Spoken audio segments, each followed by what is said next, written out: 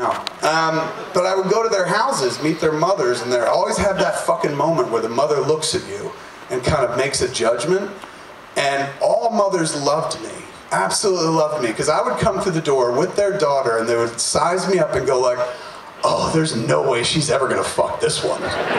So I became a mother's best friend, like, come on in, Kevin, hang out. Yeah, she's up in the shower, go wait in her room. Don't worry, it's fine, she'll never fuck you, you know. I was totally safe guy, safe to be around and shit like that. Fathers always saw it a bit differently, because fathers are guys, and guys know that guys can play the sympathy card and get a pity fuck. So the father would look at me and be like, oh man, don't you dare try to come near my daughter with that pity fucking cock of yours, you know. So, when I was living with my parents and shit, they'd go out, I had a place to myself, I'd immediately pick up the phone and start calling people, you know, like, call Jessica Kelly. Jessica, you want to come over and give me a hand job? No? Okay, fine, thanks. Norma Matei, hey, you want to come over and give me a hand job? No? All right, fine, thanks. And go through until you find somebody who's willing to come over and give you a hand job in your empty house so you can enjoy the empty house. But by the time I found somebody to give me a hand job, I always had like 5 to 10 minutes before my parents got home. So I learned to come very quickly.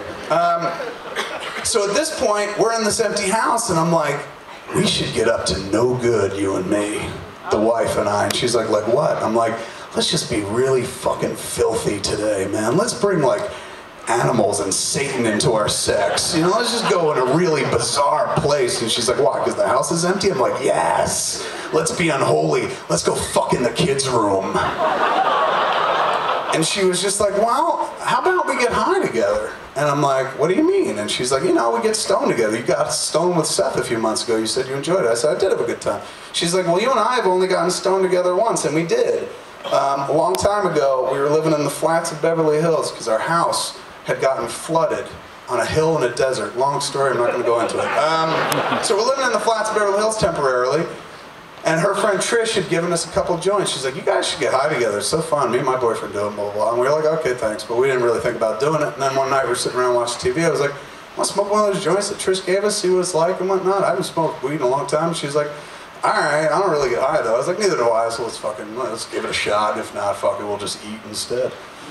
So we smoked and shit, and we smoked the entire thing all the way down. And I was like, I don't feel anything, man. Pot has no fucking effect on me. I never feel it. It's such a bummer, man. Like, it makes me tired, maybe. And she's like, yeah, it doesn't do anything for me either. I was like, maybe we need to smoke more. Let's smoke the other joint. She was like, all right, and we smoked it fucking down and shit like that. And I was like, nope, I still don't feel it. Are you feeling anything? And she's looking at me all white and wide-eyed and shit. I was like, what's the matter? She's like, Kevin, you're green. And I was like, what, are you saying you're high? She's like, look at your skin. And I looked in the mirror and I had a green pallor and shit. And I was like, oh my God, man, I might be too fucking high. Is it possible to be too high or something like that? Maybe we should get some food. And we didn't have any food in the house, but the thing is, we live in Los Angeles. One of the beautiful things about Los Angeles, there are two companies. One's called Yummy.com and one's called Pink Dot. Basically, you call them, they're convenience stores, you call them up, and you start ordering food. You go like, I want a pint of Ben & Jerry's, strawberry cheesecake. I want Haagen-Dazs, peanut butter and chocolate ice cream. I want this, that. You list a whole bunch of shit, hang up. In 20 minutes, your doorbell rings, and there's a dude holding the things that you asked for. It's a convenience store that delivers right to your door. It is a stoner's paradise. So I'm like, we should get some food, let's call Yummy. So we can't call Pink Dot because we bought our house from Ben Affleck. Ben Affleck used to live in the house, and when he lived in the house, he never had less than 8 dudes living with him. And all of those dudes who lived in the house would all order from Pink Dot. And then when Pink Dot would show up, they'd fucking open the door and be like, thanks! They'd grab the bag and slam the door shut, and the dude would be like, ooh, fuck you, Affleck! You know.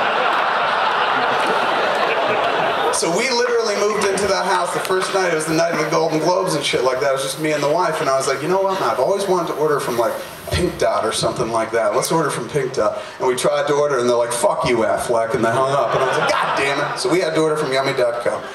So we call Yummy.com, and I got the page on the website, and you're just looking at all the shit. I'm on the phone. I'm like, give us one of these. We'll take one of these, and maybe some of these, and fucking some of these. And we just kept ordering and ordering shit. And then I was like, okay, man, thanks. How long? And okay, thanks, bye. And I hang up and shit. I was like, I'll feel better after I eat. And I look at her, and she's laughing. Jen's laughing.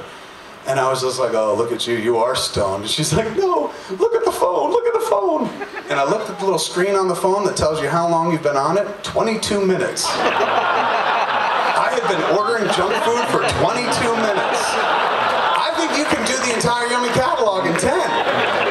But I was just really gnawing over it, like, do I really want Pringles tonight? I want some, she wants some. Okay, 2 cans. No, 1 can, 2 cans. You know, 22 fucking minutes. So I was like, well, we got a little while before it shows up. I'm gonna go take a shit. And I've never taken a shit while I was stoned ever before. And it was a whole new experience for me, because basically, as I told you, you saw me when I sit on the toilet, I got very hefty thighs, very fat thighs. I got childbearing hips and fat thighs like my mother. So when I sit down, most people can kind of look down between their legs and see what's going on in the bowl and shit, because we're all curious, what's coming out of me? At least I am. What did I give birth to? That's the closest thing to childbearing I'll ever do, you know, so I'm always kind of interested. I can't see down there because the chub between my thighs is so fucking thick. It's just basically just wearing 2 pillows between my thighs. So I can't see, so I always have to picture shit in my mind's eye, what's going on. Once I tried shitting over a mirror, and that was a big mistake. So I'm kind of fashioning a word picture, a mental image in my head as I'm sitting there, because this shit is taking forever. Like, I'm just shitting what feels like, I don't know, very long shit. Like, it's just like, I can't describe it. Like, I'm sitting there going, I have no words for this. It's ropey. I'm taking a long, ropey shit. Like, I feel more like a magician than a shitter, because it just keeps coming and coming and coming. And it's not thin rope like you hang clothes on and shit. It's that rope they tie boats up with. Rope this fucking thick, man. And it's just almost like it's just pouring out of my ass. Like, did you ever get soft serve ice cream? Goes like that. That's what I felt like. I felt like I was just going like this. And I felt like, man, the shit won't end. And it's gonna hit my ass soon. I'm gonna fill the bowl and be sitting on my own waist. Like a cushion. Maybe I should flush, but I was too fucking stoned to reach the flusher and whatnot. And finally, I was just like, I think I'm done. And I reached for the toilet paper and wrapped my entire hand like a fucking mummy, emptied a whole roll of toilet paper, went like that, and then stopped. And then I grabbed another roll of toilet paper and rolled that whole fucking thing around my hand and went for that. And I was like, I don't think I'm getting it, man. And so then I took the toilet paper, licked it, and then got in. Because basically, I like to really wipe my asshole clean. Because I'm just waiting for the day my wife's like, I want to lick it tonight. And I don't ever want her to be like, oh my God, there's a poop in the crevice. I'm like, where's it right there? I can't see, get it out, you know. So I like to be thorough when I wipe. I'm an insertion man. I've gotten it up to the 2nd knuckle in my asshole. And not for pleasure, just to get that shit clean. I want that shit so clean you can drink soup out my ass. Just in case one day she decides, you know. So basically I did that, got real fucking clean, stood up, looked down in the bowl to see how much I'd filled it, and all I found was a rabbit pellet, this big. I was like, fuck man, it really felt ropey. And you know, so I was stoned, so I kept saying ropey a lot. And flushed and shit, washed my hands, went out. Couldn't wait to tell her about the ropey shit I took. And she looking at me all panicked with wide eyes when I walked out of the bathroom. And I was like, what's the matter? And I looked down and she's surrounded by all these bags of groceries. And I was like, when did the shit come? And she's like, an hour and a half ago. I was like, you're kidding. And no. And she's like, you were in the bathroom for 2 hours. Are you okay? I kept knocking, I kept talking, and all I could hear you say was ropey, ropey.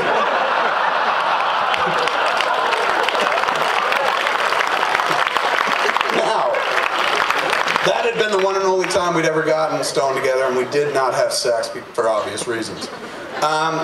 This day, we decided to get stoned together, and it was cool. This is now jumping ahead to 4th of July 2008, shortly before Zach Mirror comes out. We decided to get stoned. I found this weed that Trish, her friend, again, had given us one Christmas prior. We don't really smoke, so she gave it to us in this nice decorative box. We put it in the family safe, and we never touched it. So it's 2-year-old weed, and I opened it.